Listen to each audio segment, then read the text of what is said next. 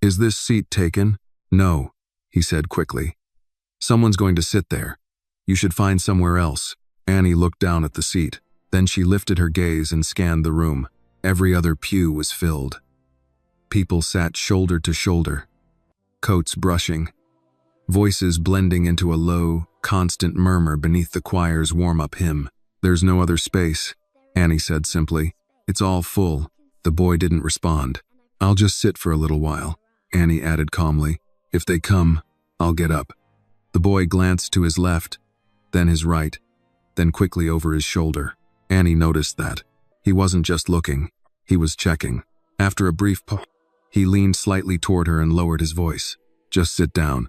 She slid into the empty space beside him, the wood creaking softly beneath her weight. For a few seconds, neither of them spoke. Up front, the choir lifted their voices, filling the church with a steady, comforting sound. A woman near the aisle whispered, "Excuse me," as she moved past. An older man nodded politely and said, "God bless." As he settled into his seat, now that Annie was closer, she could see it clearly. His shoulders were tight, his breathing shallow. His eyes still moved small, quick glances that always circled back to the same places. He wasn't waiting for someone he knew. He leaned slightly toward her again. "You can stay," he murmured. "Just don't talk too loud." Annie tilted her head, studying him. "You changed your mind fast." He didn't smile. "I just don't want to be sitting here alone," he said. It wasn't the truth. Not all of it. Annie rested her Bible on her lap and folded her hands neatly over it. "You're not saving a seat," she said quietly. "You're waiting." He didn't answer. So she added, softer now, "For something you don't like." That made him pause. Then, slowly, he turned to look at her. "Why are you looking at the door like that?" Annie asked. He hesitated. "You're not going to tell anyone?" he whispered. Annie shrugged lightly. "Tell them what?" He swallowed. "There's this woman," he said. "I don't know her, but she said she knows things about my dad. Business things. Stuff that matters." Annie listened without interrupting. "She told me to come here," he continued. "Alone. And to keep this seat open so I'd know it was her when she sat down." Annie glanced at the empty space beside them, then back at him. "You don't even know what she looks like." He shook his head. "And you still came." He didn't answer that. A soft vibration. The boy froze. Annie heard it too, a faint buzzing sound coming from his pocket. He stiffened, then quickly reached inside and pulled out his phone. His eyes darted around again before he answered, pressing it close to his ear. "Hello?" he whispered. There was a pause. Annie couldn't hear the voice clearly at first, just the faint sound of someone speaking on the other end. Then the boy's expression changed. His back straightened, his fingers tightened around the phone. "I'm here," he said. A woman's voice, calm, controlled. "There's someone sitting next to you." Annie's eyes flicked toward him. The boy went still. "What?" he whispered. "I told you to keep the seat empty." The voice continued, faint but unmistakable now. "You need to stand up. Walk to the back. Don't make it obvious." The boy's gaze shifted slowly toward Annie. "Now," the voice said. The phone call ended. For a second, the boy didn't move. Then he started to stand. Annie reached out, not grabbing, not pulling, just lightly touching his sleeve. "Wait," she said. He paused. "She saw you," he said quietly. "She knows I'm not alone." Annie nodded once. Calm. "That means she's watching," she said. He blinked. Annie leaned slightly closer, her voice steady. "If she can see you," she continued, "then she can see where you go next." The boy hesitated. "I have to go," he said. "She told me, and she told you not to tell anyone," Annie interrupted gently, "and to come alone, and to wait exactly where she said." He stopped. Annie's voice softened. "That's a lot of rules," she said. "For someone who says they're trying to help." The boy looked at her. "She said it was important," he murmured. Annie nodded again. "Maybe it is," she said, "but that doesn't mean you have to do everything she says." The boy glanced toward the back of the church, then toward the door, then back at Annie. "What if she leaves?" he asked. Annie gave a small, thoughtful shrug. Then she wasn't planning to stay anyway. He exhaled slowly. After a moment, the boy lowered himself back into his seat. His phone rested loosely in his hand now. For the first time since she'd arrived, He didn't look at the door. He looked at Annie. Annie turned her head and looked at him fully now. "This could be a setup," she said quietly. He blinked. "What?" "A trap," she clarified. "An adult you don't know? Asking you to come alone? Telling you not to tell your dad? And then giving you instructions like that?" She gave a small shake of her head. "That's not how people help." Noah frowned slightly, trying to follow. "She said she had information," he insisted, but it sounded more like he was repeating something than believing it. Annie nodded once. "Maybe she does." Then she leaned just a little closer. "But if she really wanted to give it to you," she said, "she wouldn't make you sneak around to get it." He looked down at his hands again. Annie continued, her tone still calm, still steady. "You're a kid," she said simply. "You're not supposed to handle things like that without your dad knowing." Noah's jaw tightened slightly. "I just didn't want him to worry," he said. Annie's expression softened for a second, but only a second. "He's already going to worry," she replied gently, "especially if you're not where you're supposed to be." He knew it. Annie glanced toward the side door again, then toward the back of the church, then back at him. "If she's watching," Annie said, lowering her voice even more, "then she's waiting for you to do exactly what she told you." Noah swallowed. "Yeah." Annie gave a small nod. "So we don't do that." "What do we do then?" he asked. Annie didn't answer right away. She glanced around again, not quickly, not nervously. Slowly, carefully. The way someone checks a room without making it obvious. Annie leaned in just a little. "We leave," she said. Noah blinked. "Now?" She nodded. "While it's busy." He hesitated. "What if she sees us?" Annie gave a small shrug. "She already sees you," she said. "That's the problem. If this moment made you feel the tension and think twice about who to trust, take a second to like this video and tell me in the comments where you are watching from. And if you enjoy powerful stories like this, make sure you subscribe so you do not miss what comes next." That was also true. He looked toward the back again, then toward the door, then back at Annie. "And if we stay," she added, "we're doing exactly what she wants." That made him pause. Annie shifted slightly on the pew, her voice now just above a whisper. "When everyone stands again," she said, "we don't stand up straight." He frowned. "What?" "We go low," Annie explained. "Like we dropped something. Or like we're moving through the aisle. People won't notice if we're not at eye level." Noah stared at her. "That works?" Annie gave a small, almost casual shrug. "People don't look down much." He glanced around. Everyone's attention was forward, or at each other, or at the choir. No one was watching the floor. No one was watching them. "And then what?" he asked. Annie answered without hesitation. "We go out with everyone else," she said. "Not fast, not slow, just like we belong there." He took that in. "And then?" he asked again. This time, Annie tapped lightly on his phone. "Then you call your dad," she said. He stiffened slightly. "Right away," she added. "Not later, not after, right then." He hesitated. "I didn't want to." "I know," Annie said gently. "But this isn't something you fix by yourself." Noah looked down at the phone again, then at the empty seat, then back at Annie. For a moment, he didn't say anything. Then he gave a small nod. "Okay." Annie straightened just slightly. "Now," she whispered. Noah took a breath. Then, together, they both leaned forward, heads lowered, shoulders slightly hunched, like they were searching for something near their feet. From the outside, it looked like nothing. Two kids adjusting themselves in a crowded pew. No one paid attention. They slid out into the aisle, staying low for just a second longer before straightening naturally with the movement of the crowd. People stepped around them without noticing. "Sorry." "Excuse me." "Go ahead, sweetheart." They moved with the flow of people, blending into it, carried forward by something bigger than both of them. As they neared the exit, Annie spoke again, just quietly enough for him to hear. "When we get outside," she said, "you call him." Noah nodded. His grip tightened slightly around the phone. They stepped out into the open air with the rest of the crowd. For a moment, the world felt louder. The church doors opened wide, and the quiet hum of voices inside spilled out into the streetcar engines, distant sirens, the low rumble of the city moving on without them. The late afternoon light had shifted into something softer, stretching long shadows across the sidewalk. People gathered in small groups near the entrance, talking, laughing, shaking hands. "Good to see you," Drive safe. God bless. No one looked twice at Annie and Noah. They were just two kids stepping out of church like everyone else. Annie didn't stop right at the door. She kept walking.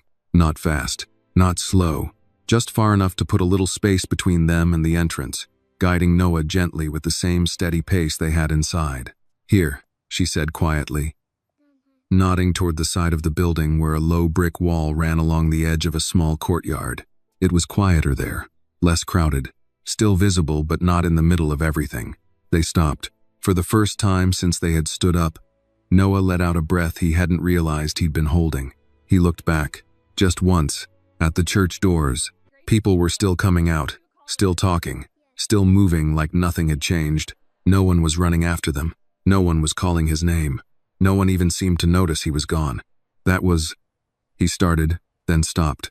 Annie waited. "Weird," he finished. Annie gave a small nod. "Yeah," she said. She didn't say more than that. She didn't need to. The quiet settled between them again, but it was different now. Less tight, less uncertain. Noah looked down at his phone. It was still in his hand. He turned it over slowly, staring at the screen like it might tell him what to do next. Annie noticed that. "You said you'd call him," she reminded him gently. He nodded. "I know." But he didn't move. Not yet. Annie leaned back lightly against the brick wall, her hand still resting on her Bible. "What's his number?" she asked. Noah gave a small, almost automatic answer. "I have it." "Then call him." He hesitated. "I should explain first," he said. "Like, what happened? Or why I came?" Annie tilted her head slightly. "You can explain while he's coming," she said. That made him pause. The idea was simple, obvious, even, but it hadn't crossed his mind. "He's going to be mad," Noah admitted quietly. Annie thought about that for a second. "Maybe," she said. Then she added, "But he's also going to be glad you called." Noah looked at her, not fully convinced, but not arguing either. He glanced down at the phone again. Then, slowly, he unlocked it. His fingers hovered over the screen, hesitating for just a second longer. Then he pressed the call button. The phone rang. Once, twice, 3 times. Each second felt longer than it should have. Noah shifted his weight slightly, his free hand tightening at his side. Then, the line clicked. A voice came through. Low. Controlled. Alert. "Noah." Noah straightened a little. "Dad," he said. Annie watched his face carefully. The moment he heard that voice, something changed in him. Not everything, but enough. "I'm okay," Noah said quickly. I needed to call you." There was a pause on the other end. Not silence, not confusion, something sharper. "Where are you?" his father asked. Noah glanced at Annie, then at the building beside them. "I'm outside the church," he said. The one on Luke's. He looked around, searching for a sign. Annie pointed quietly to the street name carved into the corner of the brick wall. "Maple and 8th.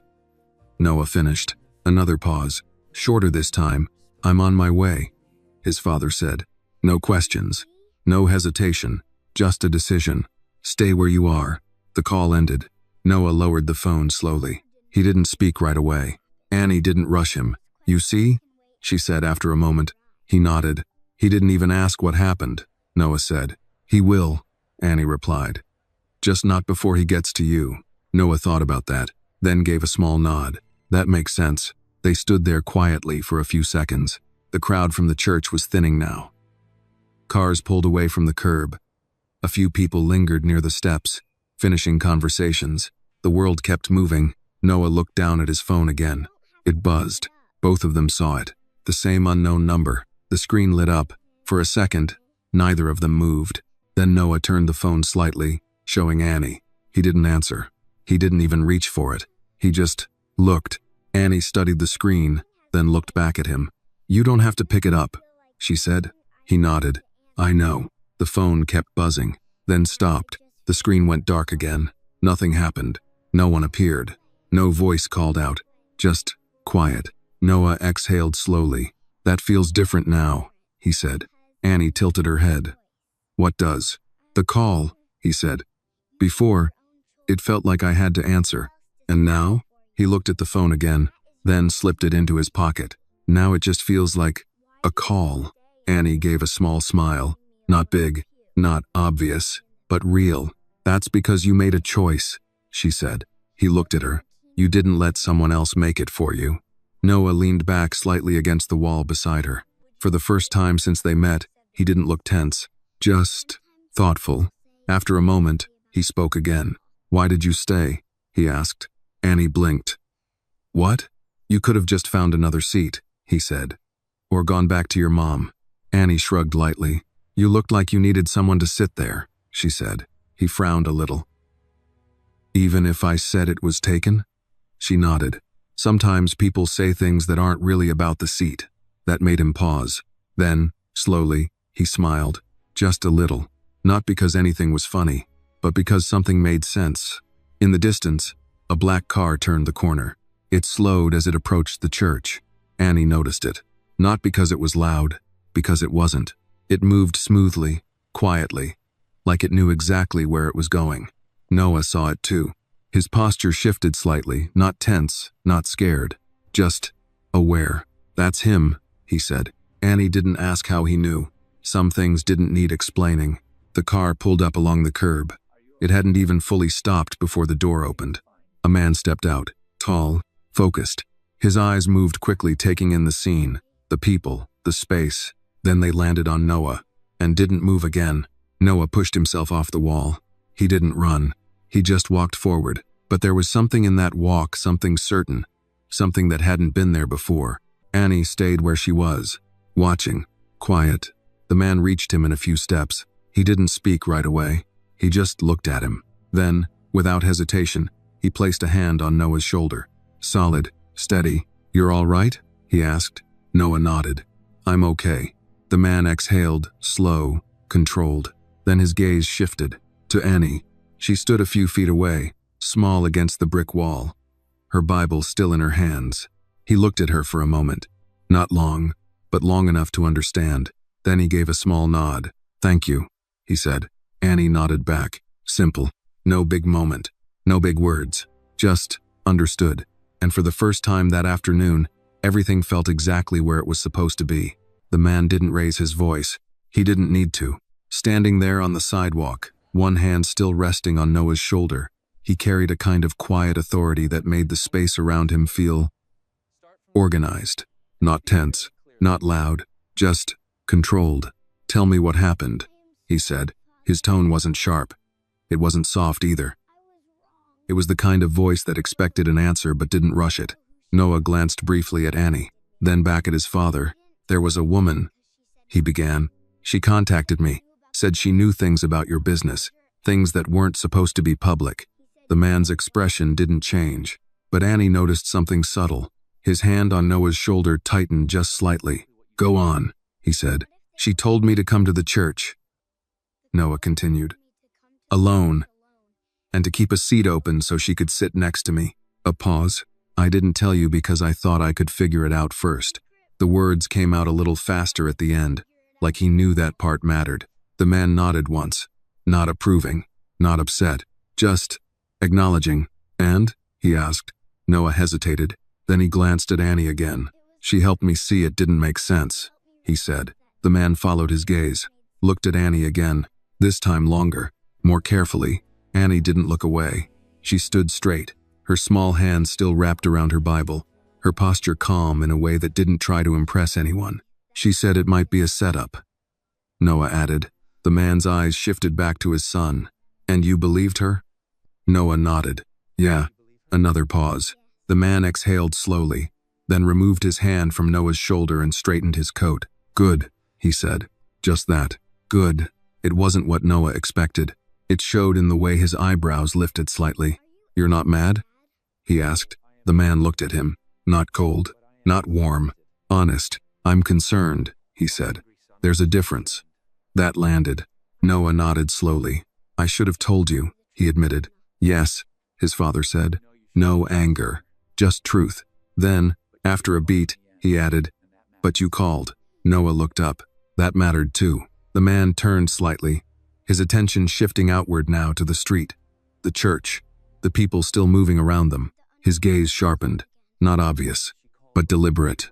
Annie saw it. He wasn't just listening anymore. He was assessing. Did she call again? He asked. Noah reached into his pocket and pulled out his phone. "She did," he said. "I didn't answer." "Show me." Noah handed it over. The man glanced at the screen, his eyes moving quickly, absorbing details without comment. Then he handed it back. "All right," he said quietly. That was all. No long explanation, no visible reaction. But something had shifted. Annie felt it.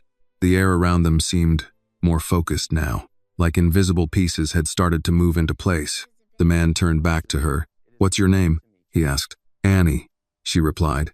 Her voice was clear, steady. "Annie," he repeated, as if committing it to memory.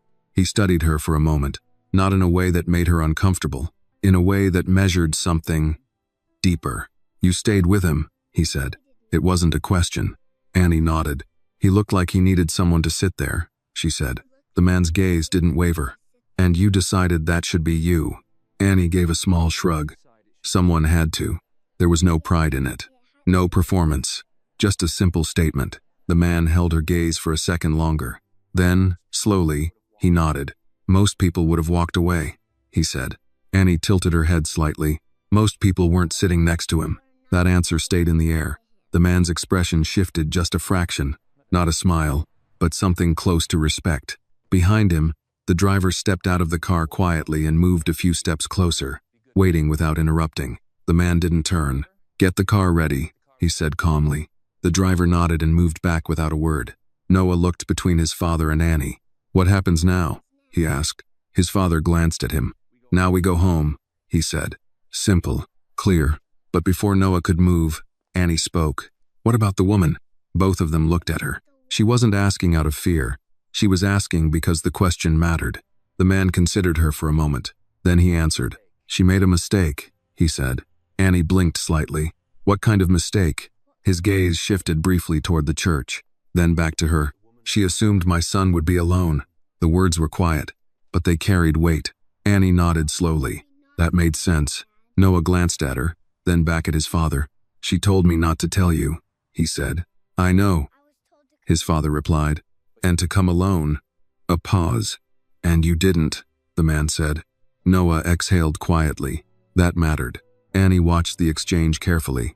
Not the words, the space between them.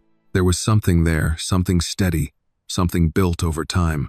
Trust, not perfect, but real. The man reached into his coat pocket, then paused. He looked at Annie again. "Where are your parents?" he asked. "I came with my grandmother," Annie said. "She's still inside." He nodded once. "Good." Then he took out a small card. Clean, simple. He held it out to her. "If you ever need anything," he said, "you call that number." Annie looked at the card, then at him. She didn't take it right away. "You don't even know me," she said. The man's expression didn't change. "I know enough," he replied. That answer was different, not something most adults said. Annie reached out and took the card, carefully, like it meant something. "Thank you," she said. The man inclined his head slightly. "You did something important today," he said. Annie shook her head gently. "I just sat down," she replied. He almost smiled. "Almost. Sometimes," he said. "That's where everything starts." The car door opened behind him. He turned back to Noah. "Let's go." Noah hesitated. Then he looked at Annie. "Are you going to be okay?" he asked. Annie nodded. "Yeah." A small pause. Then she added, "You too." He gave a quick nod, then turned and walked toward the car. This time, his steps were steady. Not rushed, not uncertain, just sure. The man followed, then stopped briefly before getting in. He looked back at Annie one last time. Not to check, not to question, just to remember. Then he stepped into the car. The door closed softly. The engine started. And as the car pulled away from the curb, Annie stood there with the card in her hand, the late afternoon light warming the edges of the moment. Inside the church, the choir began another song. Outside, the world kept moving, but Annie knew something had changed. Not loudly, not dramatically, just quietly, the way important things always do. Annie stood there for a long moment after the car disappeared around the corner. She didn't move right away. The card rested in her hand, light but somehow heavier than it should have been. She turned it over once, then again, tracing the clean edges with her thumb. No bright colors, no extra words, Just a name and a number, printed in a way that didn't need attention to be important. She slipped it carefully into her Bible. Not her pocket, not loose, somewhere safe. Behind her, the church doors opened again, and the familiar hum of voices returned, softer now as the crowd thinned. "Annie?" She turned. Her grandmother stood a few steps away, coat wrapped tightly around her shoulders, her expression calm but observant in the way older people had when they already knew something had happened. They just didn't know what yet. "There you are," she said, walking closer. "I was looking for you." Annie nodded. "I was outside. I can see that," her grandmother replied gently. She glanced toward the street, then back at Annie. "You all right?" Annie didn't answer right away. She thought about the empty seat, the phone call, the way Noah's voice had changed when he heard his father. Then she nodded. "Yeah," she said. "I'm okay." Her grandmother studied her for a second longer. Not suspicious, just measuring. Then she gave a small nod. "All right," she said. "Let's head home. It's getting cold." They started walking, side by side. The city had settled into that early evening rhythm, lights beginning to turn on in windows, traffic picking up, people moving with a little more purpose now that the day was ending. "Did you make a friend?" her grandmother asked after a moment. Annie looked up at her. "Kind of." Her grandmother smiled faintly. "That usually means yes." Annie thought about that. Then she said, "His name's Noah." Her grandmother nodded. "Good name." They walked a few more steps. Then Annie added, "He needed help." Her grandmother didn't react right away. She didn't ask questions. She just said, "And you helped him." It wasn't a question. Annie nodded. "Yeah." Her grandmother glanced down at her, her eyes soft but steady. "That's a good thing," she said. Annie looked ahead again. The sidewalk stretched out in front of them, long and familiar. "I think he was scared," Annie said quietly. Her grandmother's voice was gentle. "Most people are, at some point." Annie considered that, then asked, "Even grown-ups?" Her grandmother smiled slightly. "Especially grown-ups." That answer stayed with Annie as they reached the corner. The light changed. They crossed the street together. Back in the car, Noah sat in the back seat, his hands resting loosely on his knees. He hadn't spoken since they left. Not because he didn't have anything to say, because he didn't know where to start. His father sat in front, angled slightly toward him, not fully turned, but present, listening, even in silence. For a few minutes, the only sound was the quiet hum of the engine and the soft rhythm of tires against the road. Then, "You did the right thing." Noah looked up. His father hadn't turned around. He was looking out the window, but the words were meant for him. Noah shifted slightly. "I almost didn't," he admitted. "That's not what matters," his father said. A pause. "What matters is that you did." Noah thought about that. Then he leaned back against the seat, letting the words settle. "She figured it out," he said after a moment. His father's eyes flicked briefly to the rearview mirror. "The girl," Noah nodded. "She said it didn't make sense," he continued. "That if someone wanted to help, they wouldn't make me hide it from you." Another pause. She was right. His father didn't answer immediately. Then, quietly, he said, "Yes." Noah looked down at his hands. "She wasn't scared," he added. This time, his father did glance back, just for a second. "That doesn't mean she wasn't careful," he said. Noah nodded slowly. That sounded right too. The car turned onto a wider street, the buildings growing taller, the lights brighter. "Do you know who she was?" Noah asked. His father shook his head slightly. "No, a beat, but I intend to." Noah didn't ask what that meant. He didn't need to. Some answers came later. Some things adults handled in ways kids didn't have to understand yet. The car slowed as they approached a gated entrance. The gates opened without a sound. Noah watched as they drove through, the outside world slipping quietly behind them. Inside, everything was still, orderly, controlled, safe. The car came to a stop. Before Noah could open the door, his father spoke again. "Next time," he said, his voice calm but firm. "You come to me first." Noah nodded. "I will." No hesitation, no argument, just truth. His father studied him for a second, then gave a small nod. "Good." Noah stepped out of the car.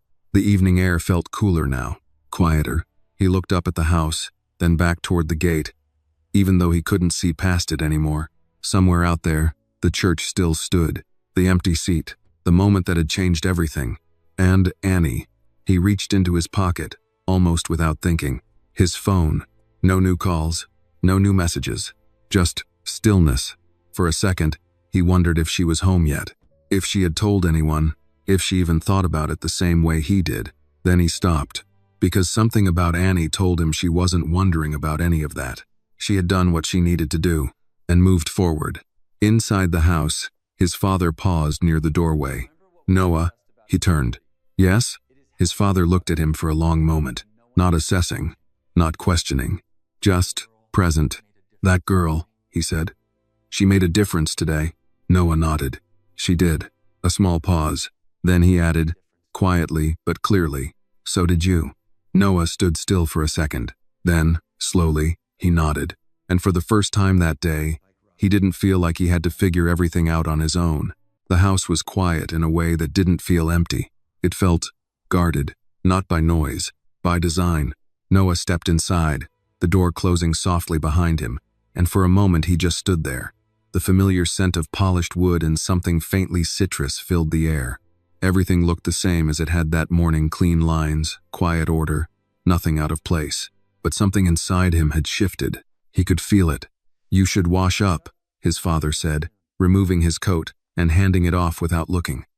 "Dinner will be ready soon." Noah nodded. "Okay." He started toward the stairs, then paused. "Dad," his father turned slightly. "Yes." Noah hesitated, not because he didn't know what to say, because he wasn't used to saying it. "Thanks for coming." The words were simple, but they landed. His father looked at him for a moment, really looked at him, then gave a small nod. "I told you," he said. "You call, I come." Noah held that for a second, then nodded back and went upstairs. In his room, everything was exactly where it had always been. Books lined up, shoes placed neatly near the wall, the desk cleared, except for a single notebook and a pen placed precisely where he'd left them. It should have felt normal. It didn't. He walked over to the window and looked out. The sky had darkened, the last of the sunlight slipping behind the buildings. The city beyond the gates moved in quiet patterns, lights flickering on, cars passing in the distance. Life continuing in ways that didn't wait for anyone. Noah reached into his pocket and pulled out his phone. Still no messages, no missed calls. The silence felt different now. Not heavy, just finished. He sat down on the edge of his bed. For the first time that day, he let himself think back through everything clearly, without the rush. The woman's voice, the instructions, the seat, and Annie. Her voice had been calm the entire time. Not loud, not dramatic, just certain. "You don't have to fix grown-up problems." He repeated it quietly under his breath. It sounded simple, but it stayed. A knock at the door pulled him out of his thoughts. "Come in," he said. The door opened, and his father stepped inside. No rush, no urgency, just presence. "I spoke with security," he said. Noah straightened slightly. "And they're reviewing everything," his father replied. "The calls, the number, the area around the church." Noah nodded. "Did they find anything?" His father walked a few steps into the room, stopping near the desk. "Not yet," he said. "But they will." There was no doubt in his voice. Noah believed him, not because of what he said, because of how he said it. "They think she was watching?" Noah asked. His father considered that. "Yes," he said. "Or someone was." Noah looked down at his hands. "I almost went to the back," he admitted. A pause. Then, quieter. "I was going to." His father didn't interrupt, didn't correct him, just listened. Noah lifted his gaze. "But I didn't," he added. His father gave a small nod. "I know." Noah hesitated, then asked the question that had been sitting in the back of his mind since they left the church. "Why me?" The room grew still. His father didn't answer right away. Instead, he moved to the chair by the desk and sat down, leaning forward slightly, his hands resting loosely together. "Because of me," he said. Noah frowned. "What does that mean?" "It means," his father said carefully, "that sometimes, when people can't reach you directly, they try to reach you through the people around you." Noah processed that. "They wanted something from you," he said. "Yes, and they thought I'd be easier." His father held his gaze. "They were wrong." The words were steady, certain. Noah felt something settle in his chest. Not pride. Not exactly. Just clarity. "They didn't know I'd meet Annie," he said. "For the first time, Something shifted in his father's expression. Not surprise. Recognition. No, he said quietly. They didn't. Noah leaned back slightly. She wasn't trying to be anything, he said. She just saw it. His father nodded. Some people do. A small silence followed. Then Noah asked, "Are you going to find her?" His father's gaze didn't waver. Yes. No explanation. No detail. Just a promise. Noah nodded slowly. He believed that too. Another pause. Then his father spoke again. "That girl," he said. "What did she do exactly?" Noah thought about that, then answered simply, "She stayed." That was it. No long explanation, no complicated detail, just the truth. His father leaned back slightly in the chair, considering that. "Staying," he said after a moment, "is harder than it looks." Noah gave a small nod. "I think so." They sat in silence for a few seconds. Not uncomfortable, just quiet. Then his father stood. "Dinner," he said. Noah nodded. "I'll be down." His father moved toward the door, then paused. "Noah." He looked up. "Yes?" His father's voice softened slightly. "Next time you feel like you have to handle something alone," he said, "remember today." Noah held his gaze. "I will." His father nodded once, then left the room. The door closed gently behind him. Noah sat there for a moment longer. Then he reached into his pocket again, pulling out his phone. He stared at the screen, at the blank space where a message could be, where a name could appear. He didn't have Annie's number, didn't know where she lived, didn't even know her last name. And yet, he felt like he knew exactly what she would say if she were sitting there right now. Something simple, something clear, something that didn't make things bigger than they needed to be. He set the phone down on the desk. Then, slowly, he reached for his notebook, opened it, and for the first time, he wrote something down not because he was told to, but because he wanted to remember. Sometimes doing nothing is the thing that saves you. He looked at the sentence, then added one more line beneath it. Sometimes staying is enough. Noah closed the notebook. Outside, the night had settled fully now. Inside, the house remained quiet. But this time, the quiet didn't feel like something watching him. It felt like something holding. Dinner was quieter than usual, not uncomfortable, just thoughtful. Noah sat across from his father at the long wooden table, the soft glow of the overhead lights reflecting off polished surfaces.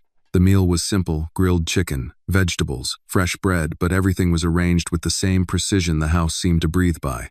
For a while, neither of them spoke, the kind of silence that didn't need filling. Then, "Eat," his father said calmly. Noah blinked, then realized he'd been staring at his plate. Right.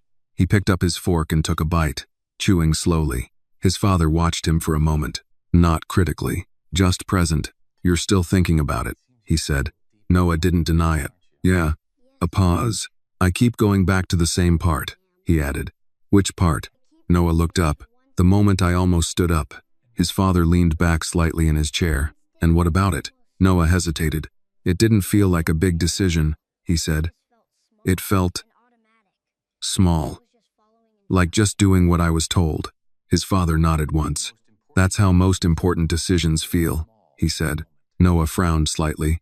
"That doesn't make sense." "It does," his father replied. "The bigger the consequence, the smaller the moment usually looks."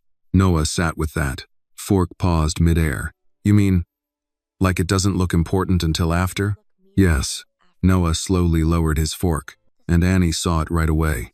His father's expression shifted slightly at the name. "Tell me about her," he said. Noah thought for a second. "She didn't talk like most people," he said. "How so?" "She didn't try to scare me," Noah explained. "And she didn't act like she knew everything either." He paused, searching for the right words. "She just pointed things out." His father nodded. "That's a rare skill." Noah gave a small, thoughtful nod. "She said if someone really wanted to help, they wouldn't make me hide it from you." His father didn't respond immediately. Then, quietly, "She's right." The words were simple, but they carried weight. Noah leaned back slightly. "I didn't think about it like that before," he admitted. "That's why perspective matters," his father said. Noah looked at him. "Perspective?" His father reached for his glass, taking a slow sip before setting it down again. "Sometimes," he said, "you don't need more information. You just need to look at the same situation from a different angle." Noah thought about Annie again. The way she had looked at the empty seat, not as something he had to protect, but something he had been told to protect. That was different. After dinner, Noah helped clear the table, not because he was told to, because it felt right. The small, ordinary movement grounded him in a way the rest of the day hadn't. In the kitchen, the staff moved quietly, efficiently. "Thank you, sir," one of them said as Noah handed over a plate. He nodded. "You're welcome." Simple. Normal. He liked that. Upstairs, the house settled into its evening rhythm.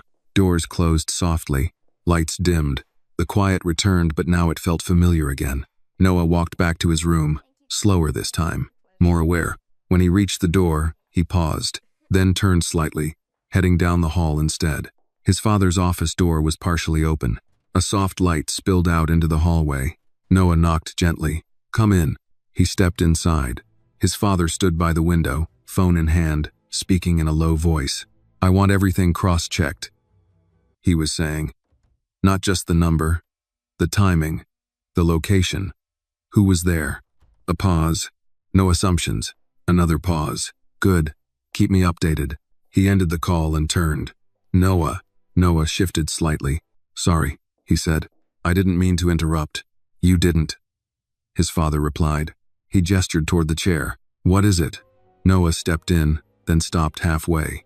"I was just thinking," he said. His father waited. Noah took a breath. If Annie hadn't been there, he didn't finish the sentence. He didn't need to. His father understood. "Yes," he said. A quiet acknowledgement. Noah looked down. "Do you think she knew how important it was?" His father considered that, then shook his head slightly. "No," he said. Noah looked up.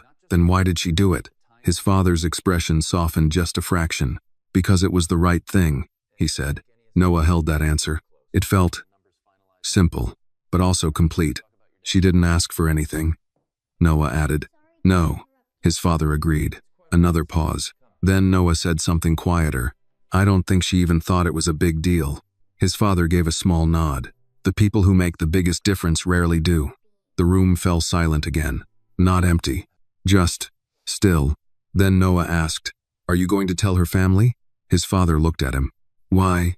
"So they know what she did," Noah said. His father considered that carefully, then said, "Some things don't need to be announced to matter." Noah frowned slightly. "But shouldn't they know?" "They might," his father replied.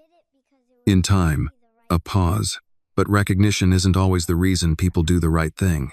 Noah thought about Annie again, the way she shrugged, the way she said, "Someone had to." "Yeah, that sounded right. I'd still like to thank her," Noah said.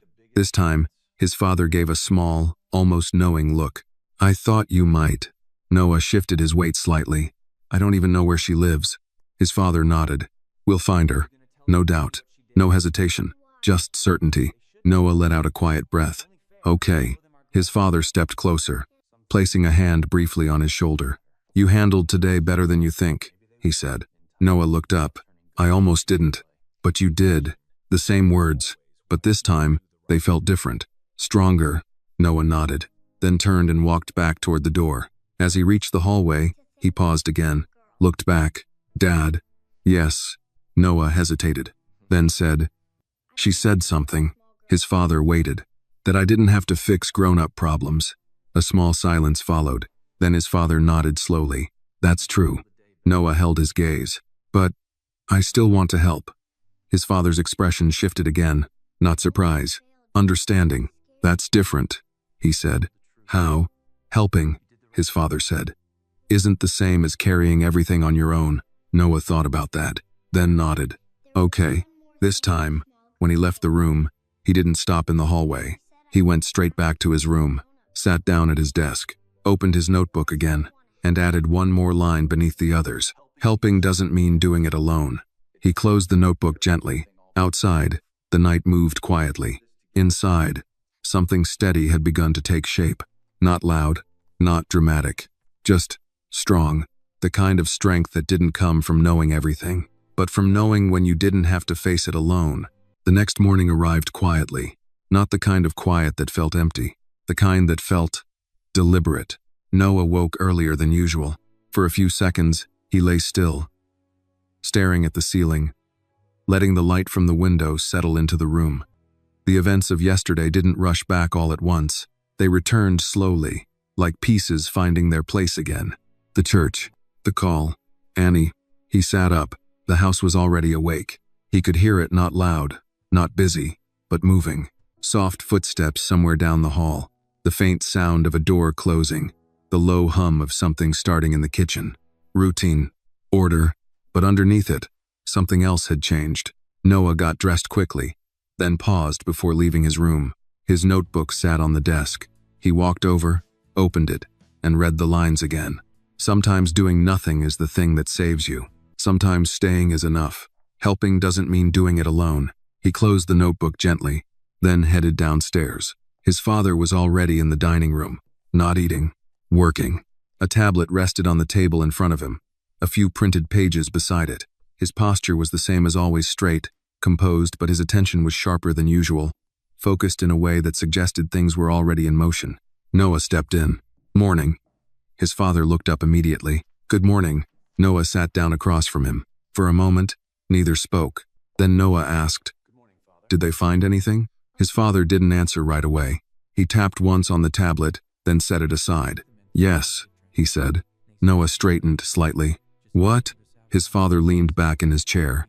"The number that called you," he said. "It's not registered to a person."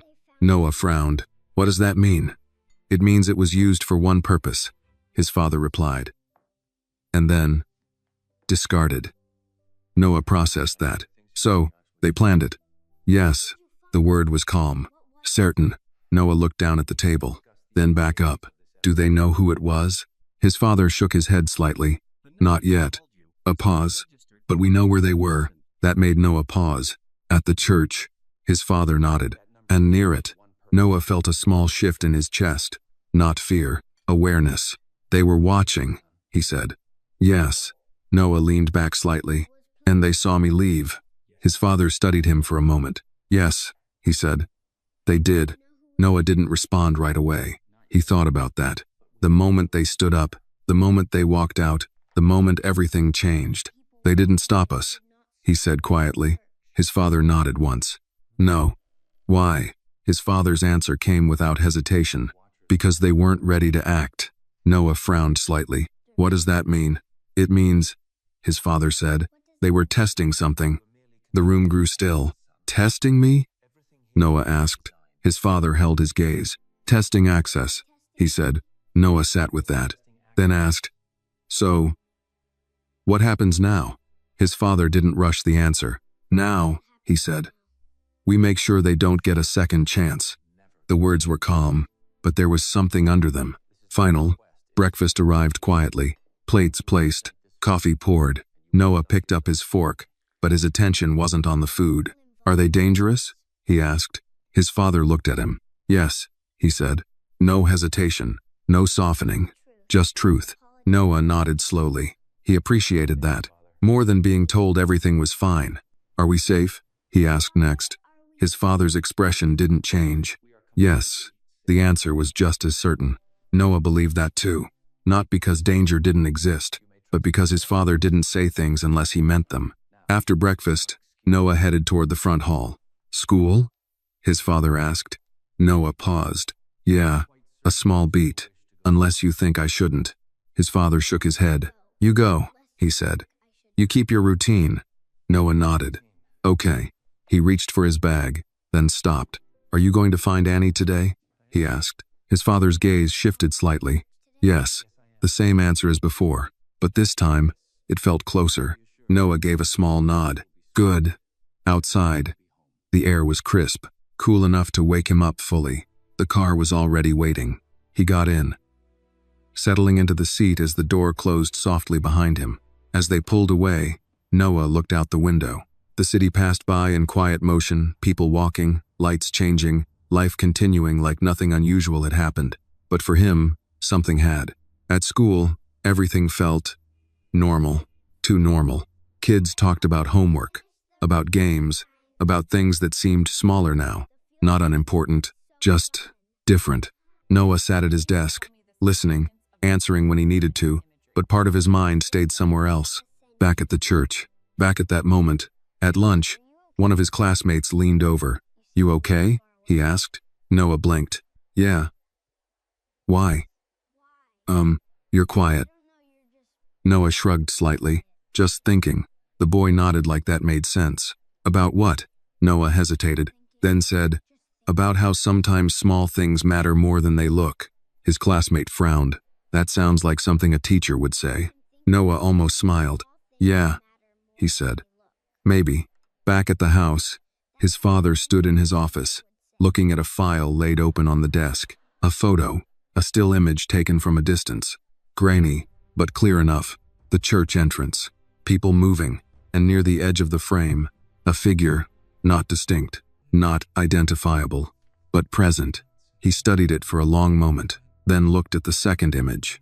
Another angle, another moment. The same figure, watching. His phone rang. He answered without looking away. Yes. A voice on the other end spoke quickly. He listened, didn't interrupt, then said, Good, continue. He ended the call, then reached for another file. This one simpler. A name, an address, and beneath it, Annie. He looked at it for a long second, then closed the file gently. Sometimes, he said quietly to the empty room, the smallest person in the room sees the clearest. Outside, the day continued, but the pieces were moving now, and this time, they were moving in his direction. The afternoon moved slower than the morning, not because time had changed, because Noah had. He sat in class, his notebook open, the teacher's voice steady at the front of the room. Numbers filled the board. Instructions followed one after another. Pens moved. Pages turned. Everything continued the way it always did. But Noah found himself noticing different things. The pause before someone raised their hand, the way a classmate hesitated before answering, the quiet glance between two students who understood something without speaking. Small moments, the kind you didn't usually see unless you were looking for them. And now, he was. When the final bell rang, the room shifted instantly. Chairs scraped, voices rose, bags zipped. Kids moved quickly, eager to leave, to talk, to forget about the structure of the day. Noah didn't rush. He packed his things carefully, the same way he always did. But his mind was somewhere else, on a brick wall beside a church, on a quiet voice saying, You don't have to do this alone. Outside, the air was cooler than it had been in the morning. The sky had softened into that pale afternoon gray that made everything feel quieter than it really was. The car was already waiting.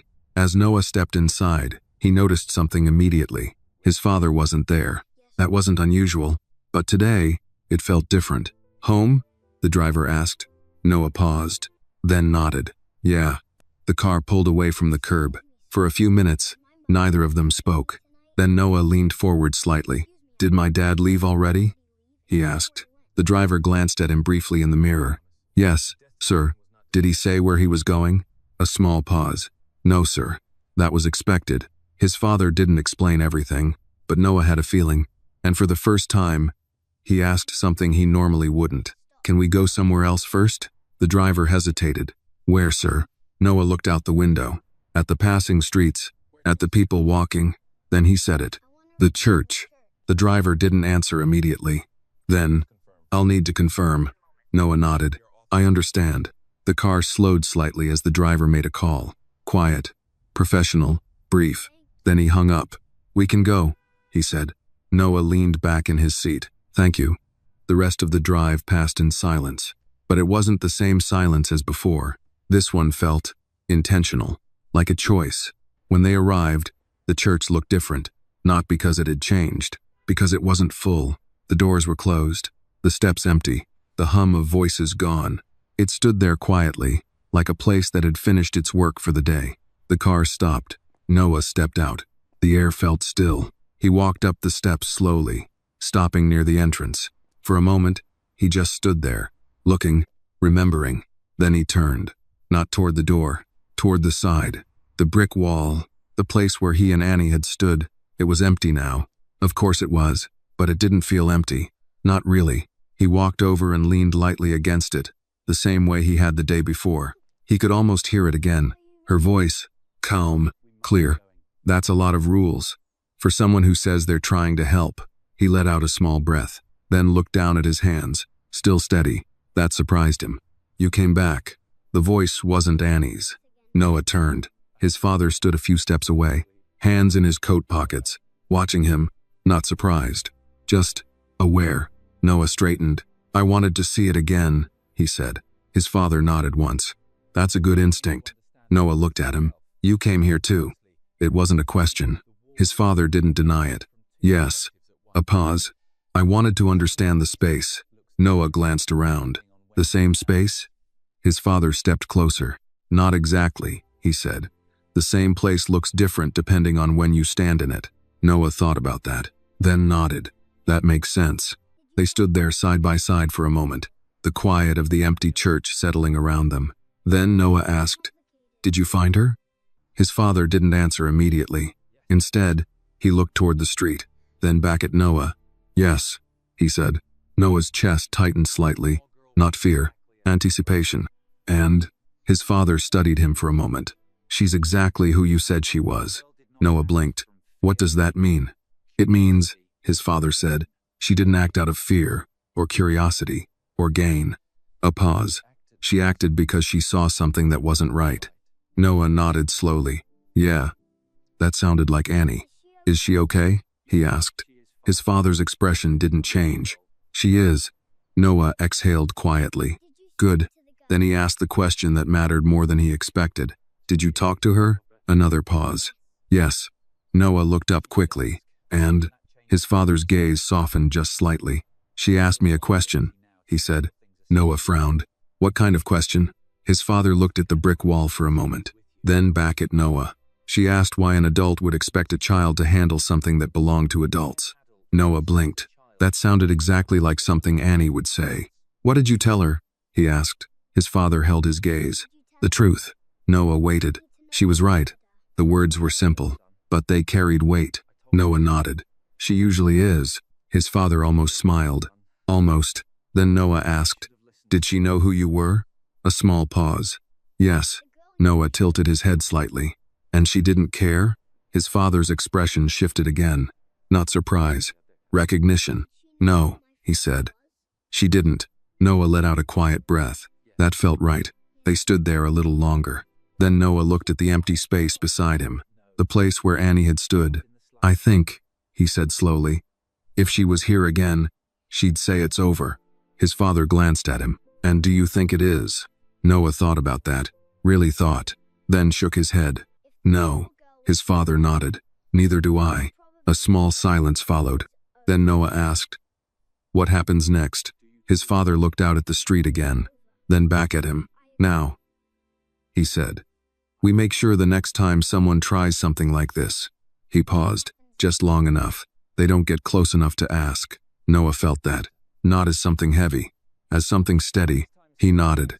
"Okay." His father placed a hand briefly on his shoulder. "Come on," he said. "Let's go home." Noah took one last look at the wall, at the place where everything had changed. Then he turned, and this time, he didn't feel like he was leaving something behind. He felt like he understood it. The ride home felt quieter than before, not because nothing was happening, because everything had already begun. Noah sat in the back seat, his gaze drifting past the window as the city moved around him. Buildings passed. People crossed streets. Lights shifted from green to red and back again, but his thoughts stayed behind. At the church, at the wall, at the conversation that had somehow made everything clearer instead of more complicated. "You didn't ask what I said to her," his father said from the front seat. Noah blinked, pulled back from his thoughts. "I figured you'd tell me if it mattered," he replied.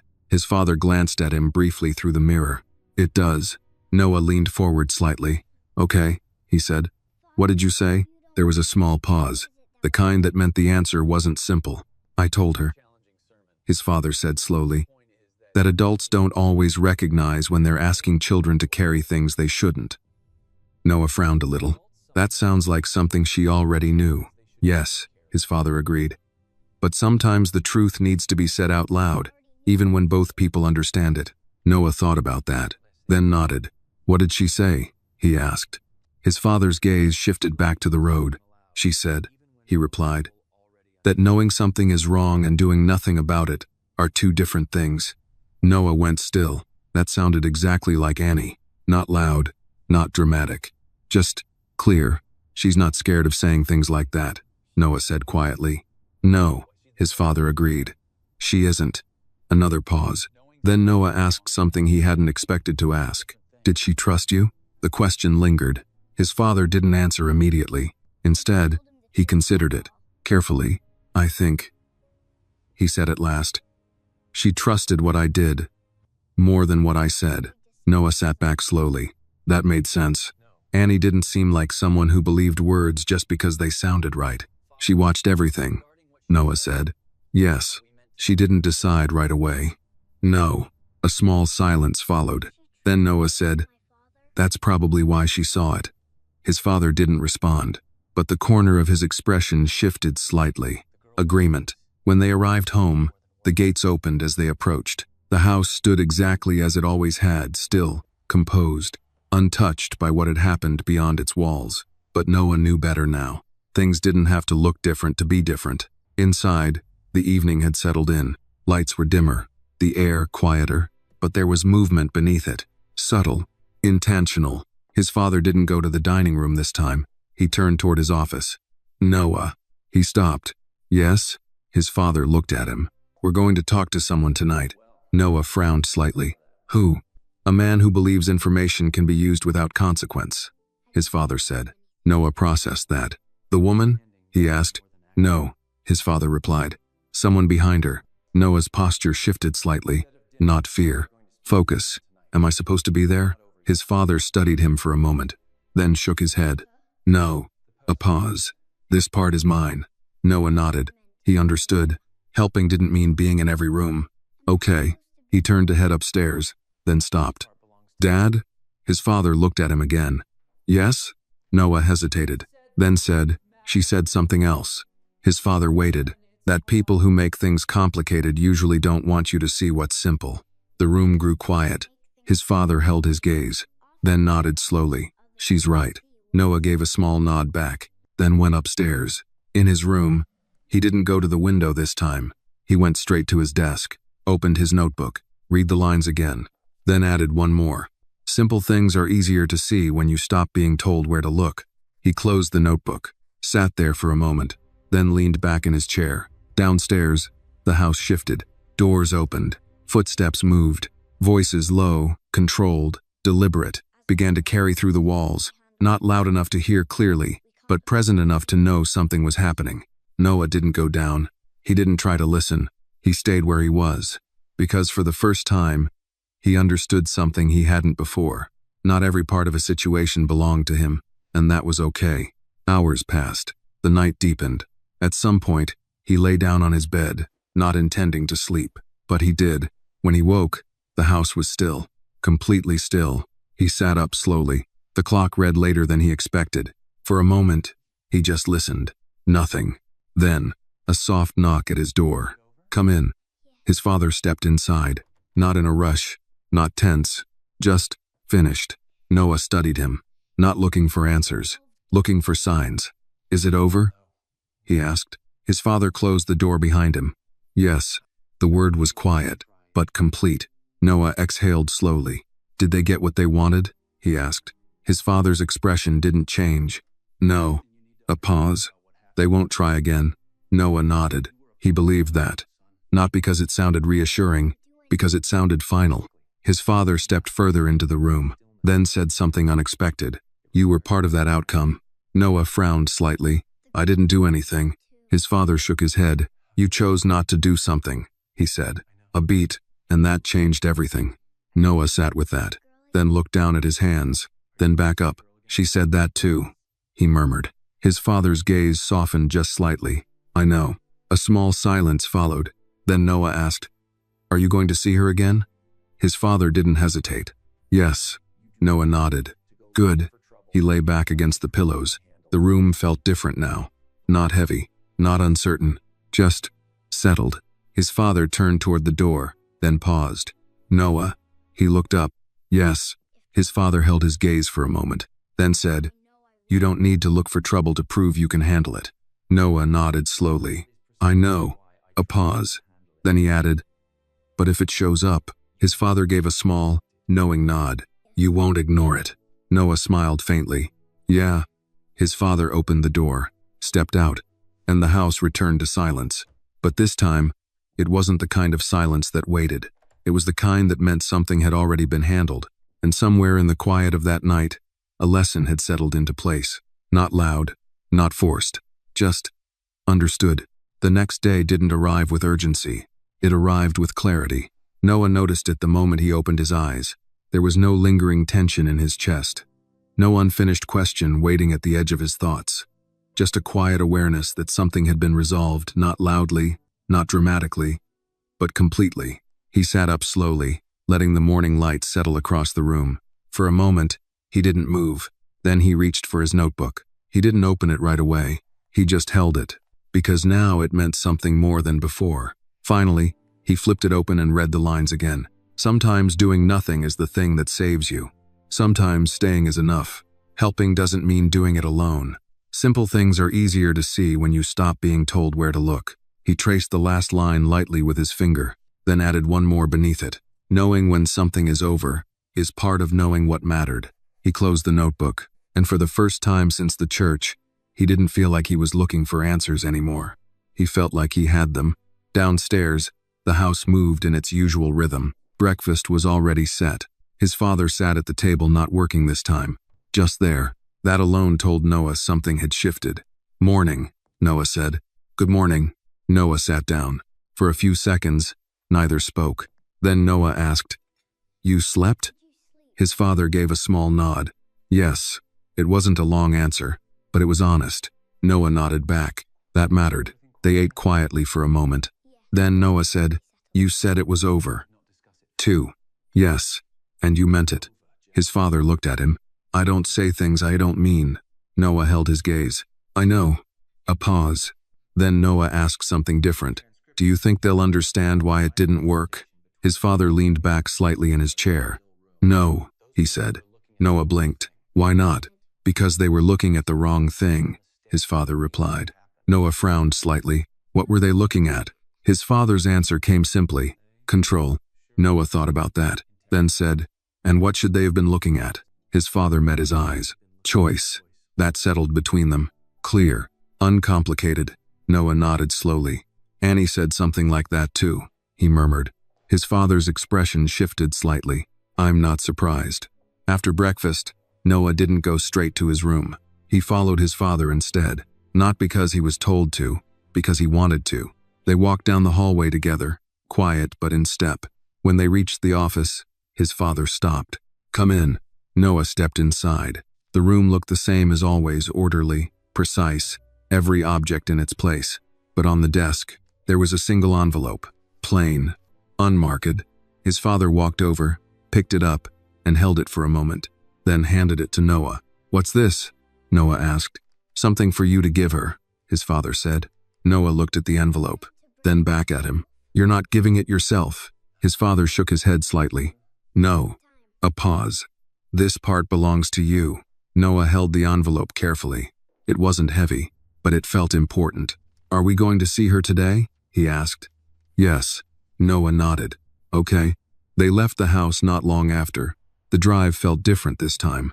Not tense, not uncertain, just direct. No detours, no questions. When they arrived, the neighborhood was quieter than Noah expected. Smaller homes, closer together.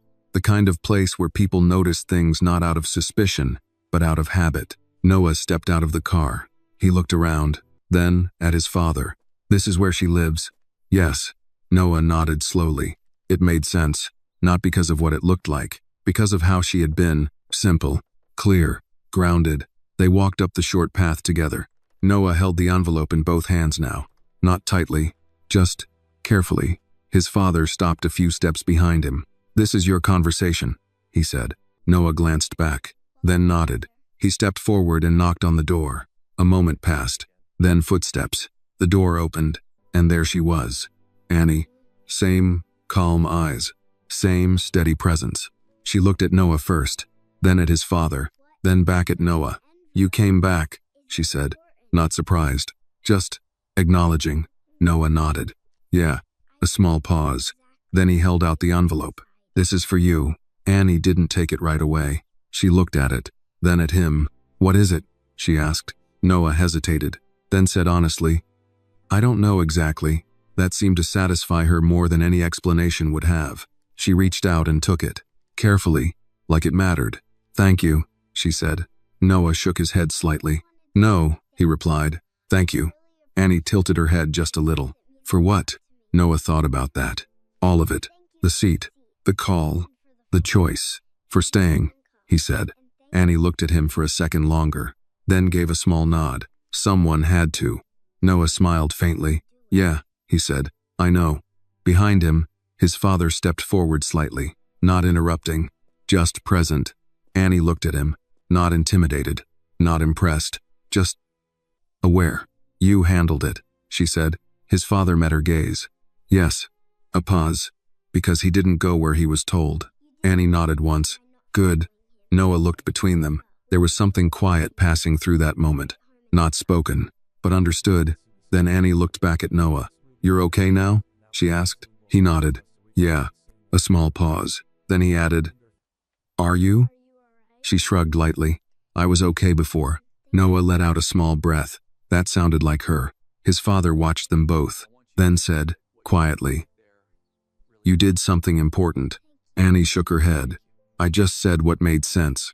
His father gave a slight nod. "That's rarer than you think." Annie didn't respond. She didn't need to, because for her, it wasn't about being rare. It was about being right. And for the first time since it all began, the three of them stood there not as strangers, not as parts of a problem, but as people who had seen the same truth and chosen the same thing. Annie didn't open the envelope right away. She held it in both hands, turning it slightly, feeling its weight the same way she had felt the room at the church without rushing, without assuming. Noah noticed. His father did too. Behind Annie, the house was quiet. A small hallway, a worn rug, a coat hanging neatly by the door. It wasn't large, but it felt lived in the kind of place where things weren't arranged to impress anyone, only to be used. "Can I open it?" Annie asked. Her voice wasn't hesitant, just respectful. Noah nodded. "It's yours." She glanced once more at his father. He gave a small, confirming nod.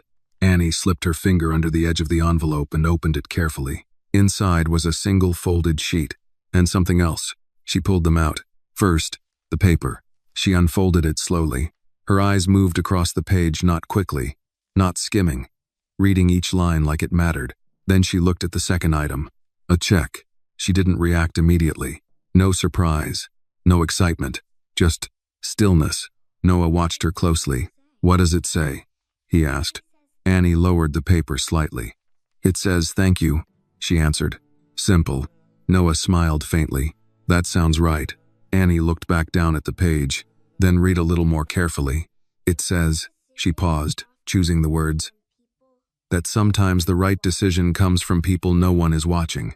She lifted her eyes, and that it shouldn't go unnoticed. The words sat between them.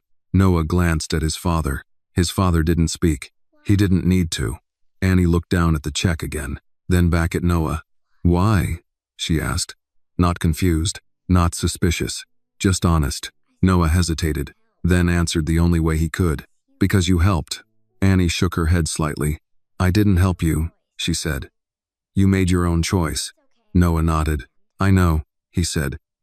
"But you helped me see it. That was different." Annie paused, then looked at his father. He met her gaze. "This isn't payment," he said calmly. Annie's eyes narrowed just slightly. "Then what is it?" "Acknowledgement," he replied. A small silence followed. Annie considered that, then asked, "Of what?" His answer came without hesitation. "Of the fact that you saw something others might have ignored." Annie looked down at the check again. Her fingers rested lightly against it. Then she folded the paper back along its original crease, carefully, deliberately, and placed both items back into the envelope. "I can't take this," she said. Noah blinked. "What?" His father didn't move. "Why not?" Noah asked. Annie looked at him. "Because I didn't do it for this." "I know," Noah said quickly. "That's why." She shook her head gently. "That's not the same thing." Noah paused. He hadn't expected that. Annie held the envelope out, not pushing it away, just offering it back. "You said thank you," she continued. "That's enough." Noah looked at the envelope, then at his father. His father didn't reach for it, didn't interrupt. He just watched. Annie added, quieter now. If I take this, it changes what it was. The words were soft, but they carried weight. Noah felt it. He didn't fully understand it, but he felt it. His father stepped forward slightly, not imposing, just present. And if it doesn't change it? He asked. Annie looked at him. It does, she said. A pause. Because then next time, I might think about this first. Silence. That answer stayed. Noah looked down, then back at her. You wouldn't, he said. Annie gave a small shrug. I don't know that. His father studied her, longer this time, not evaluating, understanding. Then, slowly, he nodded. Fair, he said. Annie lowered her hand slightly, but didn't pull the envelope back. The moment stretched, not uncomfortable, just real. Then Noah spoke again. What if it's not about what you did? He asked. Annie tilted her head. What do you mean? Noah hesitated, then said, what if it's about making sure you don't have to worry about things you shouldn't have to worry about? Annie blinked. That was different. She looked at him carefully now, not just listening, thinking. My grandma says that too, she said quietly. About what? That kids shouldn't carry things that belong to adults. Noah nodded. That's what my dad said. Annie glanced between them, then back at the envelope. Her fingers tightened slightly, not rejecting it, not accepting it, just holding the moment. What would you do? She asked suddenly. Noah blinked. With what? If it was you, she said. Would you take it? Noah didn't answer right away. He thought about it, really thought. Then he shook his head. No. Annie's eyes softened slightly. Why not? He looked at her. Because then it wouldn't feel the same, he said. A small silence followed. Then Annie nodded. Yeah. She extended the envelope again. This time, his father took it. Not reluctantly, not insistently, just accepting her decision. Understood, he said. No argument, no persuasion, just respect. Annie gave a small nod. Thank you. Noah looked between them. Something had just happened. Something quiet, but important. His father placed the envelope back into his coat, then looked at Annie again. There's something else, he said. Annie waited. If you ever need help, he continued, you don't have to earn it first. That made her pause. Really pause, because that was different. No condition, no exchange. Just offered. She nodded slowly. Okay. Noah smiled faintly. That sounds more like you, he said. His father glanced at him briefly, then back at Annie. The moment settled. Complete. Not because something had been given, but because something had been understood. Annie stepped back slightly. Well, she said. I should probably go help my grandma. Noah nodded. Yeah. A small pause. Then he added, I'm glad I came back. Annie gave a small, simple smile. Me too. His father stepped back as well, giving space. As they turned to leave, Annie spoke one more time. Hey, Noah. He turned. Yeah? She looked at him. Calm. Steady. You did the hard part. Noah frowned slightly. I didn't do anything. Annie shook her head. You didn't do what you were told, she said. A beat. That's harder. Noah held her gaze, then nodded. Okay. And as he walked away, he realized something. The hardest decisions didn't feel big when you made them, but they changed everything after. The walk back to the car felt different from the walk to the door. Quieter, not because no one was speaking, but because nothing needed to be said right away. Noah walked beside his father, hands in his pockets, his steps slower than before. Not hesitant, just thoughtful. Behind them, the door to Annie's house closed softly. No sound of finality, just closure. They reached the car. The driver opened the door without a word. Noah got in first. His father followed. The door shut, and for a moment, the world outside stayed exactly where it was. Small houses, narrow streets, the ordinary rhythm of a place that didn't need to announce itself. The car pulled away. Noah looked out the window again. But this time, he wasn't searching for anything. He was replaying. Not the danger, not the call, the choices. She really meant it, Noah said after a while. His father didn't ask what he meant. Yes, he replied. Noah shifted slightly in his seat. She didn't even think about it like we did. No, his father said. She thought about it the way it actually was. Noah glanced at him. What's the difference? His father rested his arm lightly against the door. We tend to make things more complicated than they are, he said. She removes what doesn't matter. Noah considered that, then nodded slowly. Yeah, he said. That sounds like her. A small pause. Then Noah asked something quieter. Did I make it more complicated? His father turned his head slightly. Of course, he said. Noah blinked. Oh, there was no criticism in the answer, just truth. Then his father added, that's how people learn.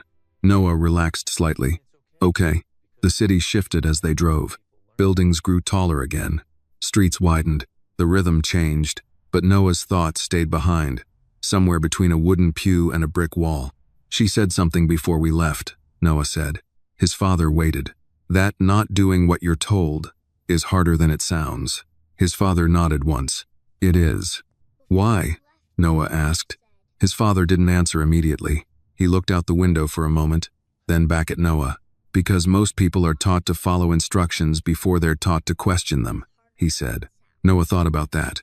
And questioning feels like doing something wrong, he added. Yes. Noah leaned back. But sometimes it's the right thing. Yes. The answer came just as clearly. The car slowed as they approached the gates. They opened without a sound. The house came into view again, unchanged, steady, waiting. But Noah didn't feel like he was returning to the same place. He felt like he was bringing something back with him. Inside, the house was quiet, not empty, just settled. Noah stepped in and paused for a second. Not because he had to, because he noticed the same floor, the same light, the same silence. But now, it felt different. His father moved past him, removing his coat. Noah. He turned. Yes? His father looked at him for a moment. You handled today well. Noah tilted his head slightly. I didn't do anything today. His father shook his head. You understood something today, he said. A pause. That matters more. Noah nodded slowly. Okay. His father gave a small nod back, then turned toward his office. Noah stood there for a moment longer, then headed upstairs. In his room, everything was exactly as he left it. The desk, the notebook, the quiet. He walked over and sat down, opened the notebook again, read every line, then stared at the empty space beneath them. There was still more to say, not because something was missing. Because something had settled, he picked up the pen and wrote, doing the right thing doesn't always feel big when it happens. He paused, then added, but it changes what comes after. He leaned back slightly, reading it again. It felt right, not perfect, but true. He closed the notebook, and for the first time since all of this started, he didn't feel like he was catching up to something. He felt like he was aligned with it. Downstairs, a phone rang briefly, then stopped. A door closed. Soft footsteps crossed the hallway. Life continued. But now Noah understood something he hadn't before. The world didn't always change with noise. Sometimes, it changed because someone saw something clearly and chose differently. That evening, he didn't sit by the window. He didn't check his phone. He didn't replay the moment again. He just sat, still, present, and that was new. Later that night, as the house settled fully into silence, Noah lay in bed, staring at the ceiling, not searching, not questioning, just thinking. About a girl who had no reason to stay, but did. About a voice that didn't try to control, just clarified. About a choice that didn't feel big, but was. He turned slightly, closing his eyes. And just before sleep took him, one final thought passed quietly through his mind. Not everything important announces itself. Some things just happen, and you only realize later. They were the moment everything changed. The morning came gently, no urgency, no unfinished weight, just light. Noah woke before the alarm, his eyes opening to the quiet glow of early sunlight stretching across his ceiling. For a few seconds, he stayed still, listening not for something to happen, but for what was already there. Silence, steady, complete. He sat up slowly, letting the stillness settle inside him instead of pushing it away. There was nothing left to figure out. That surprised him. A few days ago, he would have expected more questions, more conversations, more explanations. But now, there was just understanding. He got up and walked to his desk. The notebook was still there, waiting, but not in the same way. He opened it. Read every line again, one by one, not searching for meaning, recognizing it. Sometimes doing nothing is the thing that saves you. Sometimes staying is enough. Helping doesn't mean doing it alone. Simple things are easier to see when you stop being told where to look. Knowing when something is over is part of knowing what mattered. Doing the right thing doesn't always feel big when it happens, but it changes what comes after. Noah rested his hand lightly on the page. Then, slowly, he added one final line. Some people don't change your life by doing something big, but by helping you see clearly. He sat back, read it once, then closed the notebook. And this time, he didn't feel like anything was missing. Downstairs, the house was already awake, but different, lighter. When Noah entered the dining room, his father was there. Not working, not on a call, just standing by the window, looking out. "Morning," Noah said. His father turned. "Good morning." There was a pause. Not empty, just present. Noah sat down. "Everything's done?" he asked. His father nodded. "Yes." No elaboration, no need. Noah accepted that, not because he didn't care, because he trusted it. They ate quietly, the kind of quiet that didn't need conversation to feel complete. Then, after a few minutes, Noah said, "I think I understand something now." His father looked at him. "What is it?" Noah thought for a second, then said that it wasn't really about the woman. His father didn't interrupt. "Or the call," Noah continued. "Or even the church." A small pause. "It was about the choice." His father held his gaze. "Yes." Noah nodded slowly. "And if I had made a different one?" He didn't finish the sentence. He didn't need to. His father said it for him. "Then everything after would have been different." Noah leaned back slightly. "That's what I think too." A small silence followed. Then Noah asked something softer. "Do you think I'll remember this?" His father didn't hesitate. "Yes." Noah tilted his head slightly. "Even later?" "Yes." A pause. "Because it wasn't taught to you," his father said. "You saw it." Noah let that settle, then nodded. "Okay." After breakfast, Noah didn't go upstairs. He walked outside, alone. The air was crisp, clean, quiet in a way the city rarely allowed, but here, inside the gates, it held. He walked a few steps, then stopped, looked up, not at anything specific, just out. He thought about Annie. Not the moment, not the conversation. Here, the way she didn't try to change anything, she just saw it clearly, and that had been enough. He reached into his pocket, pulled out his phone. For a second, he considered something, then stopped, because he realized he didn't need to call, didn't need to check, didn't need to confirm anything. Some connections didn't need to be repeated to remain real. He slipped the phone back into his pocket and just stood there, present. Inside, his father watched from the window, not intruding, not calling him back in, just observing. For a moment, something softened in his expression, not pride, not relief, something quieter, recognition. Then he turned away. Work would continue. Life would move forward, but something had been set in place, and it would stay. Later that day, Noah returned to his desk, opened the notebook again, not to add anything, just to look, to remember. Then he closed it one last time and placed it carefully in the drawer. Not hidden, not forgotten, just kept, because he knew he wouldn't need to read it every day, but he would carry it in the way he saw things, in the way he chose.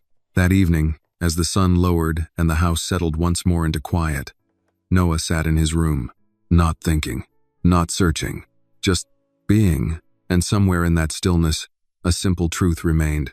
It didn't take strength to follow. It took clarity to stop. And sometimes, all it took to change everything was one question: is this seat taken? This story reminds us that true courage doesn't always come from grand actions, but from quiet clarity in the smallest moments. Annie didn't try to be a hero, she simply chose to see the truth when something felt wrong, and that was enough to change everything. The lesson is simple but powerful. We don't have to carry burdens that aren't ours, and we don't have to follow every instruction just because it's given. Real strength lies in knowing when to pause, when to question, and when to choose differently. And sometimes, the people who change our lives the most are not the ones with power, but the ones who help us see clearly when it matters most. This video is a work of fiction created with the assistance of artificial intelligence. All characters, events, and situations are not real and do not represent any actual people or true stories. The content is intended for storytelling and emotional illustration only.